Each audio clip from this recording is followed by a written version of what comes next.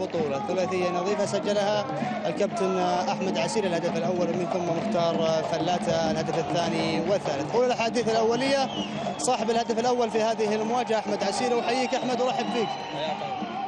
من كان يتعايش على مستوى دوري عبد اللطيف جميل والمستويات التي يقدمها نادي الاتحاد، ومن يتذكر حصول نادي الاتحاد على بطولة كأس الملك في الموسم الماضي، اليوم من خلال تقديم هذا المستوى هل هناك أولوية معينة تجاه هذه البطولة؟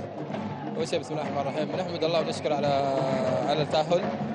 ثانيا الدوري انتهى بخير وشره، طوينا صفحة الدوري، الحين عندنا كأس الملك وآسيا، يعني بنحاول قد ما نقدر انه احنا يعني نحقق كأس الملك، وان شاء الله انه راح نحققه، وطموحنا كمان نتأهل دور 16 وبعد كذا نفكر ان شاء الله في البطولة.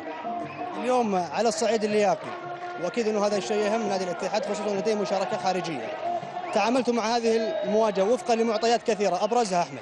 والله زي ما انت شايف يعني الجو بصراحة ساعدنا، يعني اليوم ما كان في ذاك الحر او شيء، فالحمد لله يعني خلصنا المباراة من بداية الشوط الثاني، نحمد الله ونشكره، وان شاء الله انه المباراة هذه ما راح تأثر علينا لياقيا، وان شاء الله انه الايام الجاية نزيد الجرعات اللياقية ان شاء الله. الهدف الاول ماذا استغل احمد عسيري من خلال تسجيلك الهدف الاول؟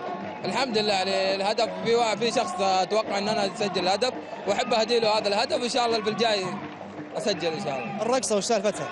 الكثير يتناولها في تويتر. هذه ما يحتاجها، اذا عندك واتساب ارسلها لك.